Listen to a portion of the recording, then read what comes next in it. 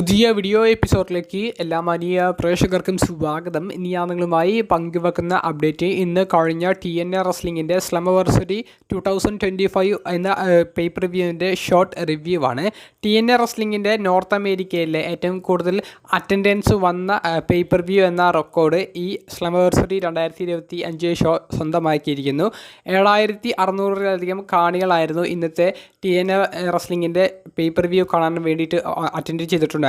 അപ്പോൾ വമ്പൻ record സൃഷ്ടിച്ചിട്ടാണ് സ്ലമവേഴ്സറി paper view അവസാനിച്ചിട്ടുള്ളത്. കൂടാതെ സർപ്രൈസ് ആയിട്ടുള്ള ഒട്ടനവധി ടൈറ്റിൽ ചേഞ്ചുകളും നമുക്ക് സ്ലമവേഴ്സറി പേപ്പർ വ്യൂവിൽ കാണാൻ സാധിച്ചു. തുടക്കത്തിലെ കാണാൻ സാധിച്ചത് സില ഫാറ്റു എന്ന ഉമാഗയുടെ മകൻ്റെ TNA റെസ്ലിംഗിൻ്റെ ഡെബ്യൂ മാച്ചായിരുന്നു. സില ഫാറ്റു ഒരു 6-man ടാഗ് ടീം മത്സരത്തിലാണ് പങ്കെടുത്തത്. സില ഫാറ്റുവിനെ കൂടാതെ മുൻ WWE താരം ആയിരുന്ന എൻസോ അമോറോ, അദ്ദേഹം ഇപ്പോൾ റിയൽ 1 എന്നുള്ള ഒരു റിംഗ് നെയിമിലാണ് അറിയപ്പെടുന്നത്. ഇവർ ടീമായിട്ട് ഒരു 6-man ടാഗ് ടീം മത്സരമാണ് കളിച്ചത്. സില ഫാറ്റുവിൻ്റെ ടീം വിജയിക്കുന്നതായിട്ടാണ് നമുക്ക് അവിടെ കാണാൻ സാധിച്ചത്.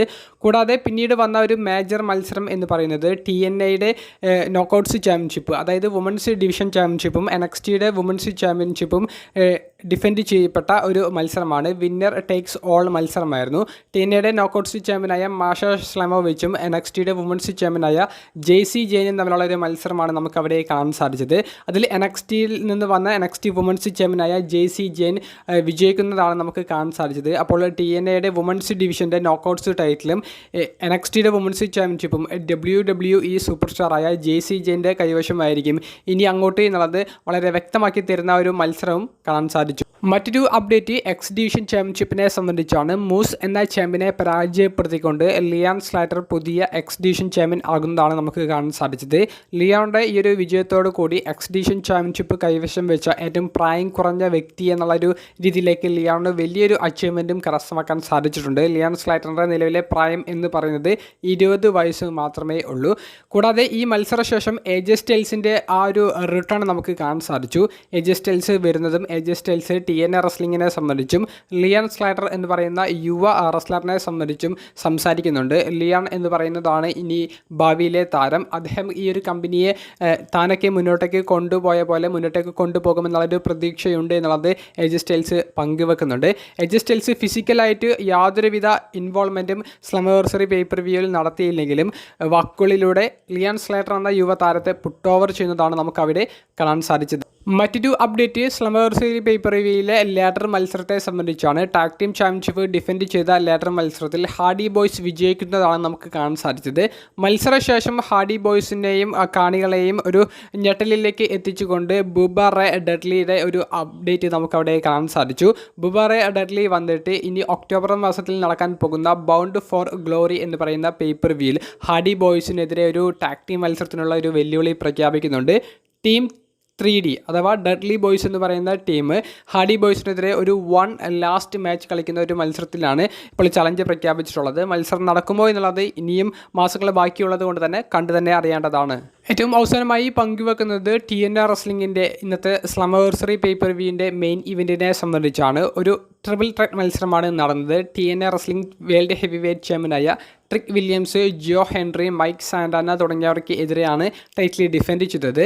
TNA റെസ്ലിംഗ് റോസ്റ്ററിലേക്ക് തന്നെ ഈ ഒരു ചാമ്പ്യൻഷിപ്പ് തിരികെ എത്താൻ വലിയ സാധ്യതകൾ കണ്ടിരുന്ന ഒരു മത്സരം ആണെങ്കിൽ പോലും ട്രിക് വില്യംസ് അദ്ദേഹത്തിൻ്റെ ബുദ്ധി ഉപയോഗിച്ചുകൊണ്ട് ടൈറ്റിൽ റിട്ടേൺ ചെയ്യുന്നതാണ് നമുക്ക് കാണാൻ സാധിച്ചത്.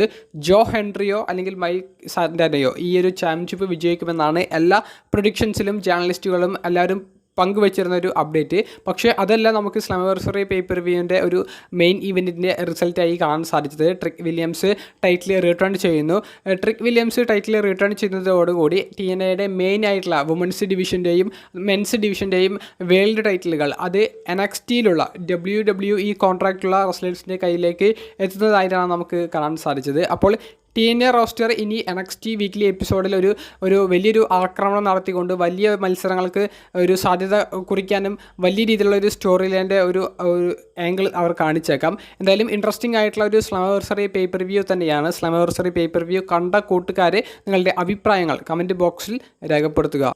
ഏറ്റവും അവസാനമായി പങ്കുവെക്കാനുള്ളത് സൂപ്പർ താരമായ റോമൻ റീൻസിന് സമ്മർ സ്ലാമിൽ ഒരു ടാഗ് ടീം മത്സരമോ ഒരു ടാഗ് ടീം പാർട്ട്ണറുടെയോ ആവശ്യം ഇല്ല എന്നുള്ളത് ഹോൾ ഓഫ് ഫെയിമറായ റിക്കിഷി ഇപ്പോൾ പങ്കുവച്ചിരിക്കുന്നു. റിക്കിഷി പറയുന്നത് അനുസരിച്ചാണെങ്കിൽ റോമൻ റീൻസിന് ഒരു ടാഗ് ടീം പാർട്ട്ണറുടെ ആവശ്യം നിലവിൽ ഇല്ല. കാരണം അദ്ദേഹം ഗോഡ് മോഡിൽ പോകുന്ന ഒരു റെസ്ലറാണ്. ഗോഡ് മോഡ് എന്ന് പറയുമ്പോൾ അത് ഒറ്റയ്ക്ക് നിൽക്കണം, ഒറ്റയ്ക്ക് നിന്നടിക്കണം. അത് റോമൻ റീൻസിനെ കൊണ്ടേ സാധിക്കൂ. അതുകൊണ്ട് തന്നെ ഒരു ടാഗ് ടീം പാർട്ട്ണറെ റോമൻ്റെ സ്റ്റോറിയിൽ ഇനി കൊടുക്കരുത്. അല്ലെങ്കിൽ റോമൻ റീൻസിന് സമ്മർ സ്ലാമിലോ അല്ലെങ്കിൽ ഇനി വരാൻ പോകുന്ന ഏതെങ്കിലും ഒരു ഇവൻറ്റിലോ റോമൻ റീൻസിൻ്റെ മത്സരം ഒരു ടാഗ് ടീം മത്സരമാക്കി നടത്തരുത് എന്നുള്ളതാണ് റിക്കിഷി പങ്കുവെക്കുന്നത്. ജെ ഊസോയെ പോലും റോമൻ റീൻസിൻ്റെ ടാഗ് ടീം പാർട്ട്ണറായിട്ട് ഉപയോഗിക്കാൻ പാടില്ല എന്നുള്ളത് ജെ ഊസോയുടെ അച്ഛനായ റിക്കിഷി തന്നെ പങ്കുവെക്കുമ്പോൾ റോമൻ റീൻസ് എന്ന് പറയുന്ന താരം ഒറ്റയ്ക്ക് പോരാടാൻ എല്ലാവരും കാണുന്നുണ്ട്, അല്ലെങ്കിൽ എല്ലാവരും താല്പര്യം പ്രകടിപ്പിക്കുന്നുണ്ട് എന്നുള്ളത് വളരെ വ്യക്തമായി നമുക്ക് മനസ്സിലാക്കാൻ സാധിക്കുന്നു. അപ്പോൾ ഇനി വരുന്ന വീക്ക്ലി എപ്പിസോഡുകളിലും അതിനുശേഷമുള്ള